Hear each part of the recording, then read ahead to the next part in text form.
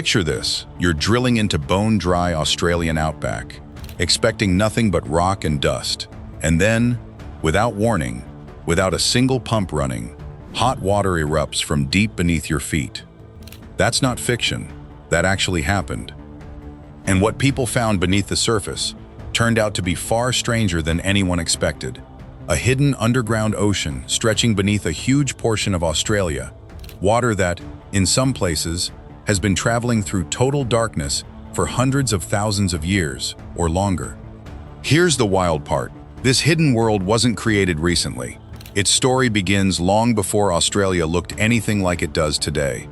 Beneath the red soil, the grasslands, and the endless desert lies the great Artesian Basin, one of the largest groundwater systems on Earth.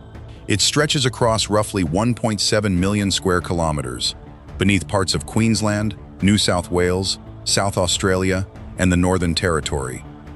Stand on the surface, and there's almost no sign it's even there. But deep underground, an entirely different world is slowly on the move. The story starts millions of years ago, when the center of Australia looked nothing like it does now. Ancient seas and waterways covered land that's bone dry today.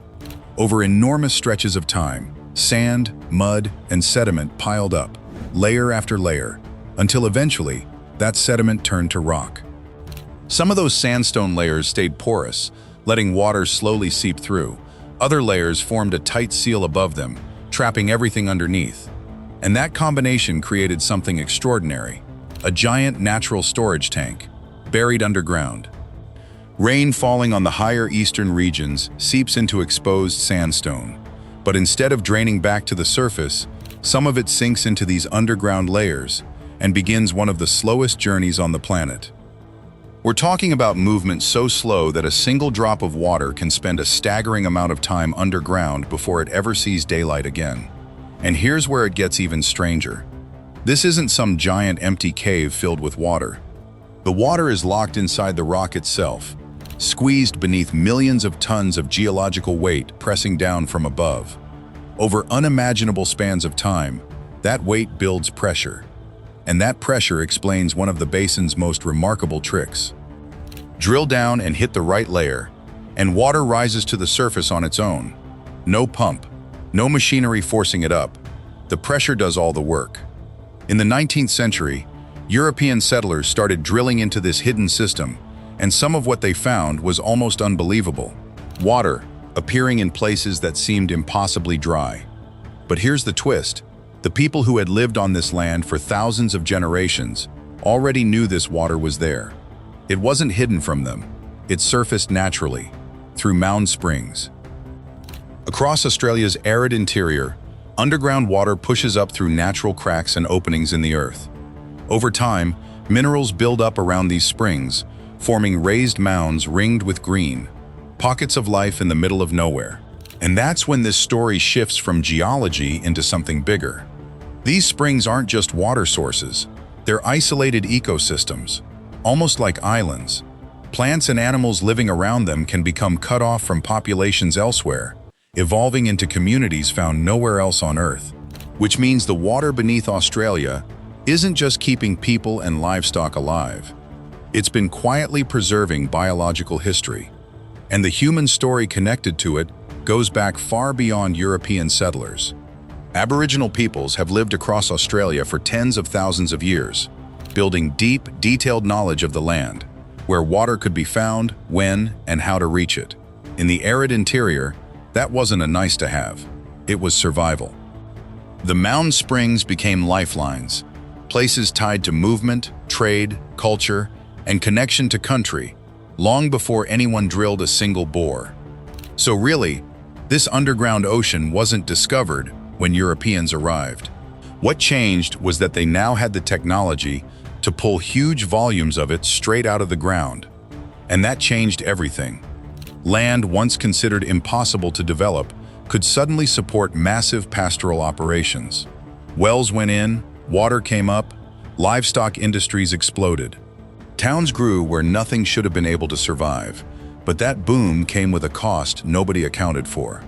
For decades, many artesian bores were left running constantly, flowing freely across open channels with enormous volumes simply evaporating or draining away, unused.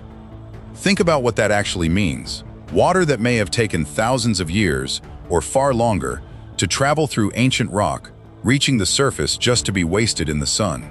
And that created a serious problem.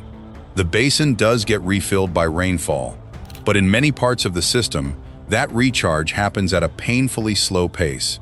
You can't treat it like a regular reservoir that bounces back after a good rainy season. As extraction kept climbing, pressure inside the basin started dropping. Bores that once flowed on their own stopped. Springs that had run for thousands of years began to weaken, and the ecosystems depending on them started paying the price. Now here's where it gets genuinely fascinating. The water itself carries a memory. Its chemistry, the specific isotopes locked inside it, can tell scientists what the environment looked like the moment it first sank into the ground. Ancient rainfall patterns, old climate conditions, environmental shifts from a version of Australia we've never seen. In other words, this isn't just a resource sitting under the desert. It's a geological archive. Some of this water entered the ground during a climate radically different from today's, long before cities, long before farms, long before the landscape you'd recognize as Australia even existed. And it's been moving through the dark ever since. Which leaves you with a strange thought. Next time you look out over the outback, what looks like empty, lifeless ground might be sitting directly above water that began its journey in a completely different world, different climate, different ecosystems, a landscape still taking shape. The desert surface only tells half the story. The other half is happening beneath your feet, in the dark, on a timescale that makes human history look like a blink. And maybe that's the real lesson here. Not just how much water is down there, but how slowly nature built it, how tightly human survival became wrapped around it, and how easily we could lose something that took nature this long to create. So next time you picture Australia's vast, empty interior, remember, the surface might be one of the driest places on Earth, while an ancient ocean quietly moves beneath it, still carrying secrets from a world that no longer exists above ground. If this blew your mind a little, drop a comment and tell me, what's the most surprising thing about the Great Artesian Basin to you? And if you want more stories about the hidden worlds beneath our feet, hit subscribe and turn on notifications so you don't miss the next one.